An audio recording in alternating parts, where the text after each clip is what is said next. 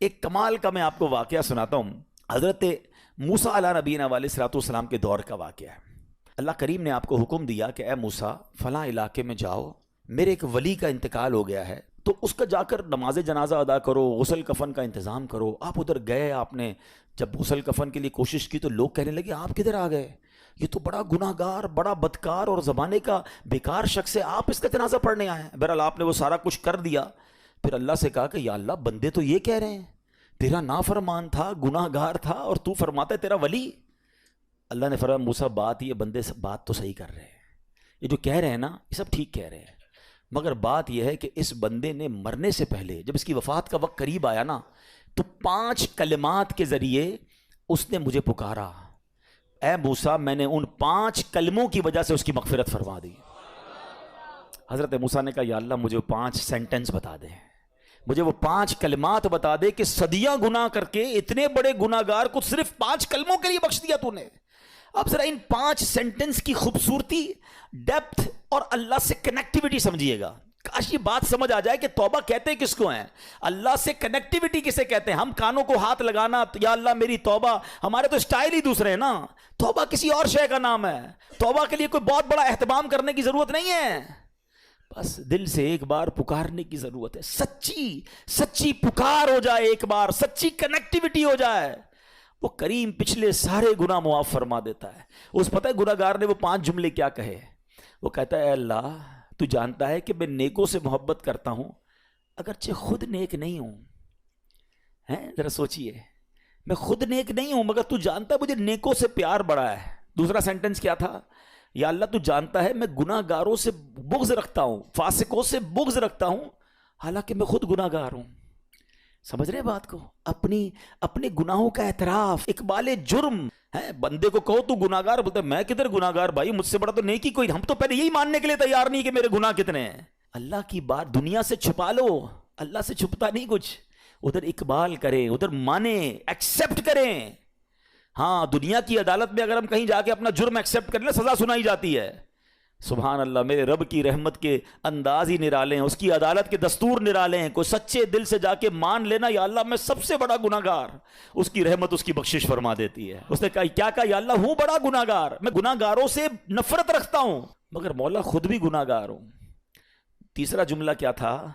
یا رب اگر مجھے معلوم ہو جائے نا کہ میرے جنت میں داخل ہونے سے تیری ملکیت میں کوئی کمی آ جائے گی تو پھر میں تیری جنت کا کبھی تجھ سے سوال نہیں کروں گا، کیونکہ مجھے پتا ہے تیری جنت بہت بڑی ہے. مجھے داخل کر کے تیرا کچھ بھی نہیں جانا، تیرا کچھ نہیں جانا، میرا بیڑا پار ہو جانا ہے. تو پھر میں تجھ سے کیوں نہ مانگوں؟ مجھے بخشنے میں تیرا کیا جائے گا؟ تو کریم، تیری جنت بہت بڑی، تیری رحمت بہت بڑی. تو یا اللہ مجھے اگر یہ معلوم ہو جائے کہ مجھے جنت میں داخل کرنے سے تیری ملکیت تھوڑی ہو جائے گی پھر میں جنت نہیں مانگوں گا. چوتھا سینٹنس کیا تھا؟ یا رب اگر مجھے معلوم ہو جائے کہ میرے جہنم میں داخل ہونے سے تیری ملکیت میں اضافہ ہو جائے گا تو میں جہنم سے تیری پناہ بھی نہیں مانگوں گا. اگر جہنم میں ڈالنے سے تیری ملکیت میں، تیرے ملک میں اضافہ ہو رہا ہے تو پھر مجھے ڈال دے جہنم میں راضی ہوں. مگر مجھے پتا ہے کہ مجھے جہنم میں ڈالنے سے تیری ملکیت میں کوئی اضافہ نہیں ہوگا. تو ویسے ہی مالک ہے، تو ویسے ہی خالق ہے، سب کچھ تیرا ہے. اور آخری جملہ سنیے، وہ کیا کہتا ہے؟ یا رب اگر تو مجھ پر رحم نہیں کرے گا تو پھر کون کرے گا؟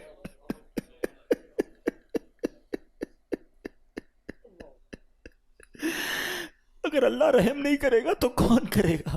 آج اس کی رحم کی بھیک لینے تو آئے ہیں، آج اس کے کرم کی خیرات لینے تو آئے. ہم مانتے ہیں یا اللہ، ہم سب ایکسیپٹ کرتے ہیں، ہم نے بہت گناہ کیے، ہم نے بہت خطائیں کی، لوگوں سے ڈر لگتا رہا کہ کوئی دیکھ نہ لے. مالک معلوم تھا تو دیکھ رہا ہے، پھر بھی ہم نے گناہ کیے.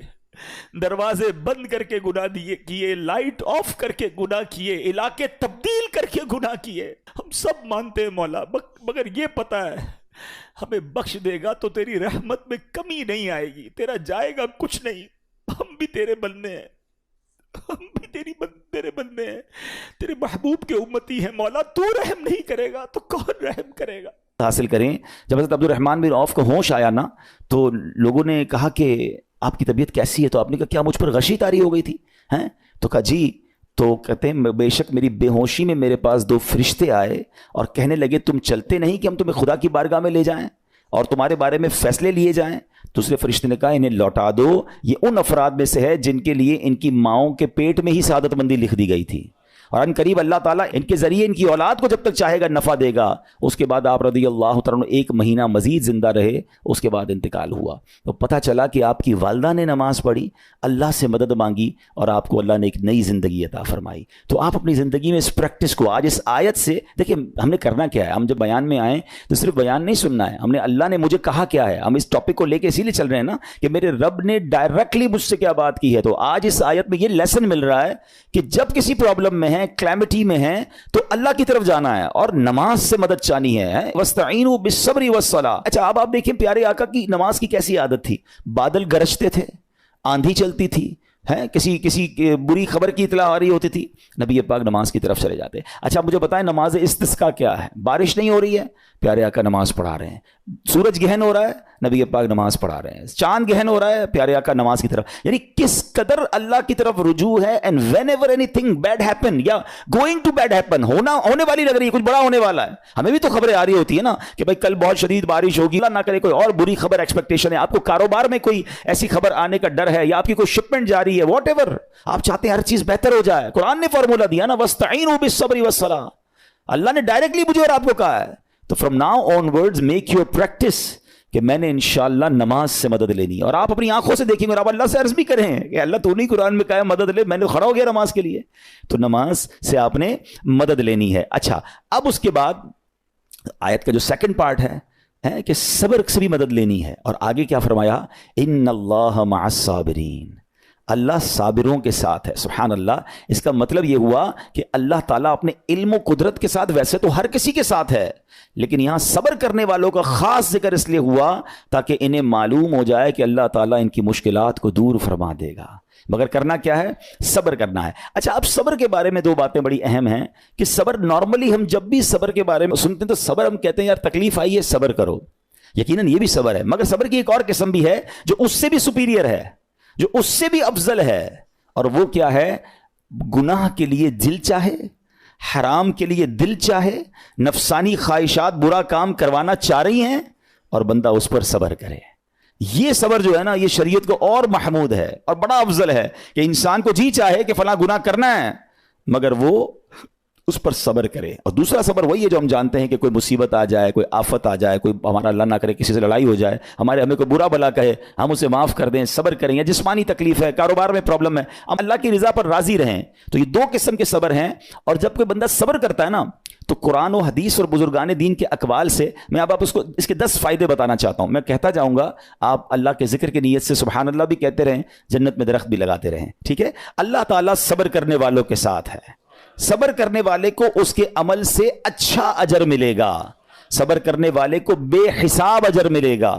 صبر کرنے والوں کی جزا دیکھ کر قیامت کے لوگ حسرت کریں گے. صبر کرنے والے رب کریم کی طرف سے درود و ہدایت اور رحمت پاتے ہیں. صبر کرنے والے اللہ کو محبوب ہیں. صبر آدھا ایمان ہے. صبر جنت کے خزانوں میں سے ایک خزانہ ہے. صبر کرنے والے کی خطائیں مٹا دی جاتی ہیں اور صبر ہر بھلائی کی کنجی ہے. اب آتے ہیں ان دونوں صبر کو تھوڑا سا ڈیفائن کرتے ہیں. ایک نفسانی خواہشات, گناہ کا جی چاہتا ہے, کیونکہ نفس ہے نا وہ تو ہر وقت موج مستی چاہتا ہے, وہ تو ہر وقت چاہتا ہے جناب بس یہ بھی کام کر لوں وہ بھی کر لوں.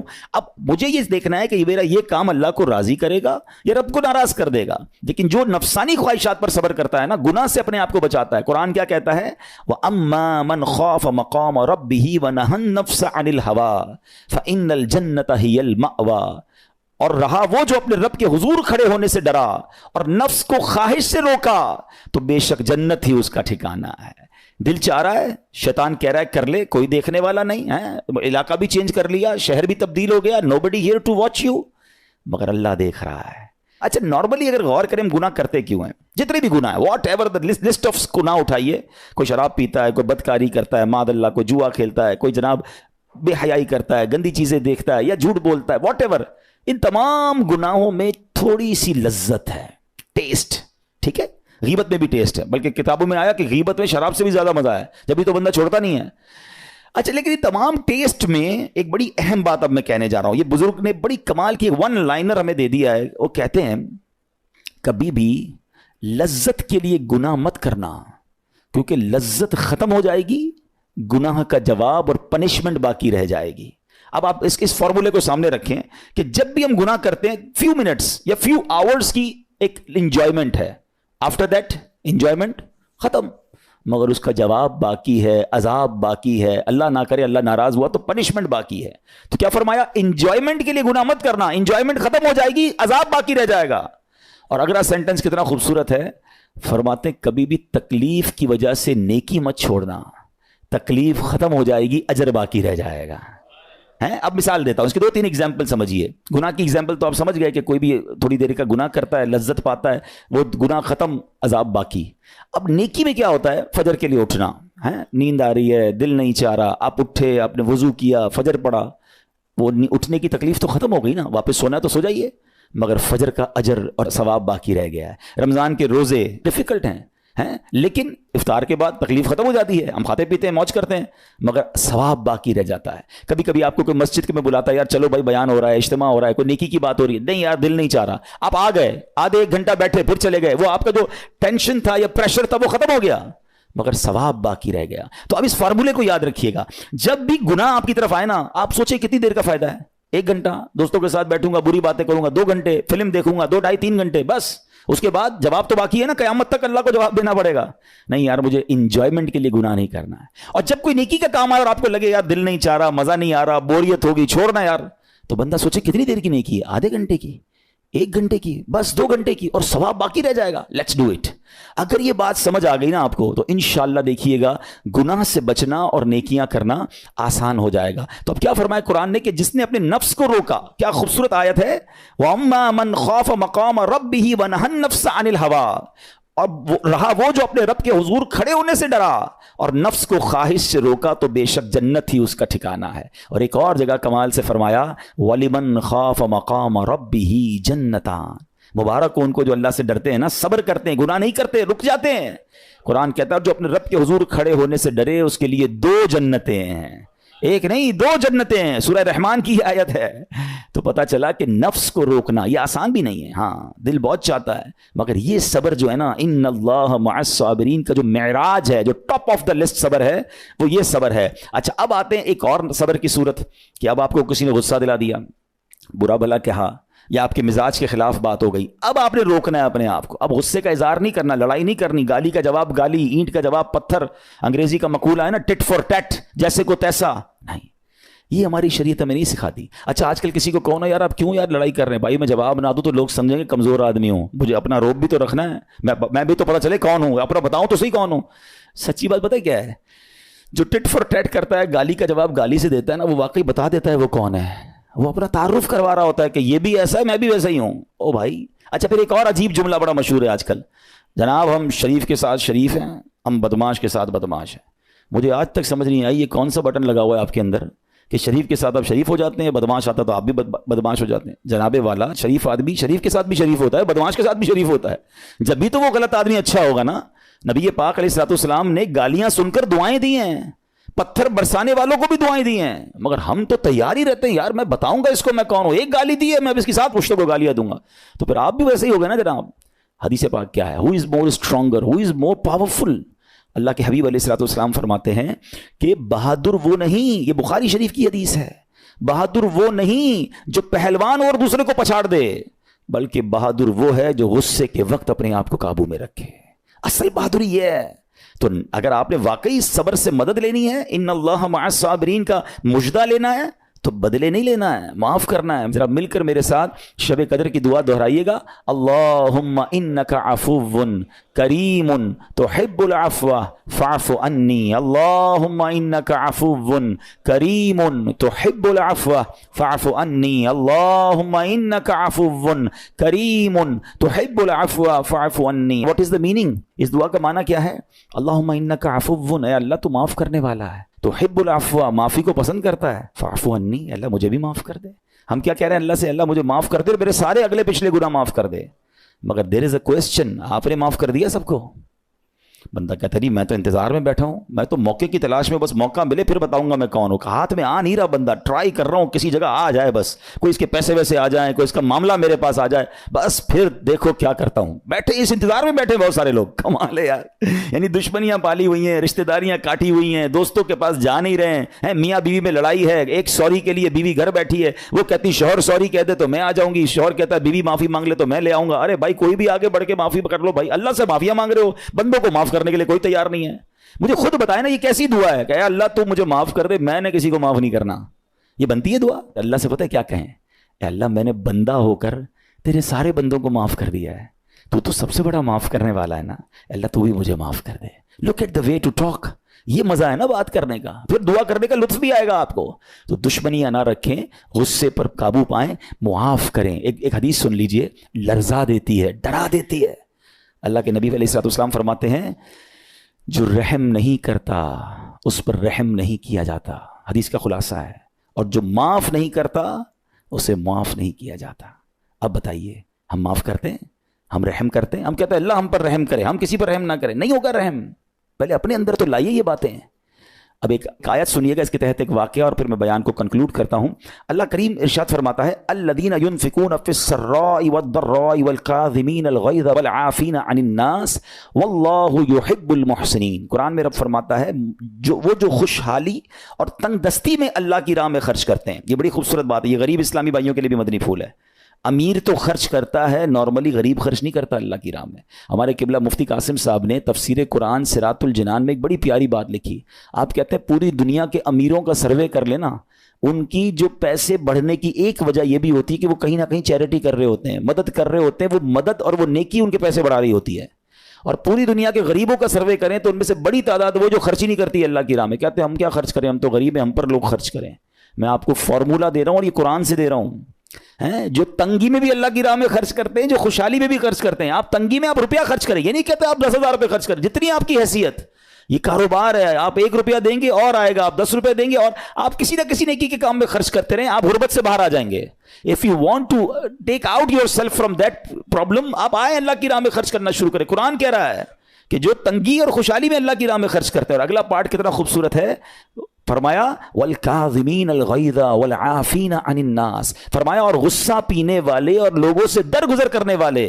انعام کیا ہے, واللہ یحب المحسنین, اور اللہ نیک لوگوں سے محبت فرماتا ہے. اور پھر ہاں زندگی میں کلیمٹیز, پرابلم, بیماریاں, مشکلیں, قرآن خود کہتا ہے کہ من قریب تمہیں آزمائیں گے. کبھی بیماری آئے گی, کبھی بھوک آئے گی, کبھی مال کم ہو جائیں گے, کبھی ڈسٹربنس آئے گی, خوف آ جائے گا.